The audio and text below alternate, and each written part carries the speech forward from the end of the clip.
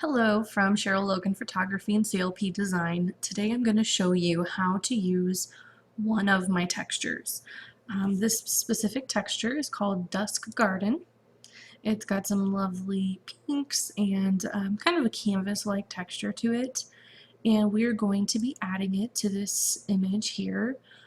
So I'm going to show you how that is done and how it changes the look of your photos. This will be a simple, quick tutorial. Please follow along.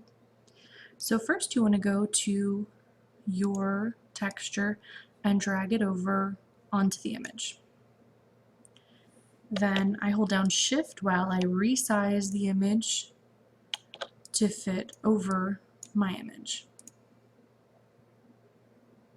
Sorry, my computer was freezing up there. So you're just going to resize as you go along. There's other ways to do this, but this is just the way I do it. Okay, so now that is placed over my image. So what I'm going to do is I'm going to my layers panel here and I'm going to change that from normal to overlay. So you're going to see kind of what this does to the image. Obviously this is not what I want it to look like in the final result. So the first thing I'm going to do is lower the opacity down to about, let's see, about 50%, around there. So I've got some of the lovely texture showing through, the color here, just enhancing the water and the trees in the background there. One thing you're going to notice once you place this texture and adjust, it's going to be on your subject, and typically that's not what you want. So we're going to need to create a layer mask. You push this little rectangle here down at the bottom, and you're going to see a white layer mask that has popped up. So what you're going to want to do is make sure you have a black brush.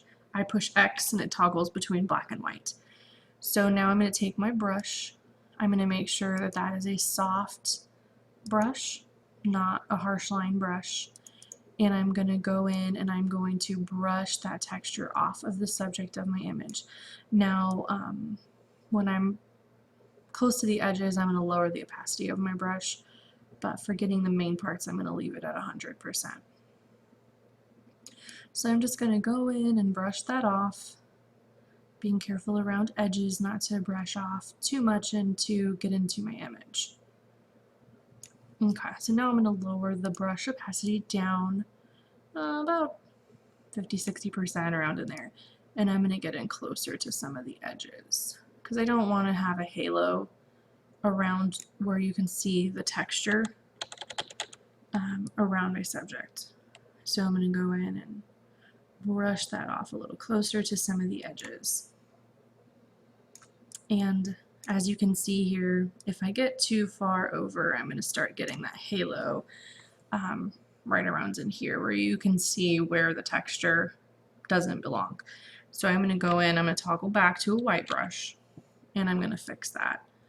And it's usually easier, obviously, if you zoom in a little bit closer and you get in close to your subject and you can fix that texture and get it right in there and adjust your brush if you need to and perfect that. And you can go along the edges and get it just how you want, and make sure to fix any areas that you might have missed. And you can go back to that black brush again if you want to remove it any further. So then you can do, this, you would do this on an image that you've already color processed and edited. I'm noticing now I'm not really digging the shadow on her elbow. Those might be things that I would fix, but I wanted to show you a quick and simple way to add a texture to your image and how it can enhance and change the look of your images. One thing you're going to notice when I hide this layer is that it does really give it a pop of color, and you see that almost canvas-like texture come through into the bokeh in the background of the image. So if you really love that dreamy textured look, this collection is definitely going to be for you. There's several different options. This is just one, so I will be showing some more here in the future with some additional tutorials. I hope this helped you learn how to use a texture and apply it to your images. Thank you again for checking out CLP Design with Cheryl Logan Photography.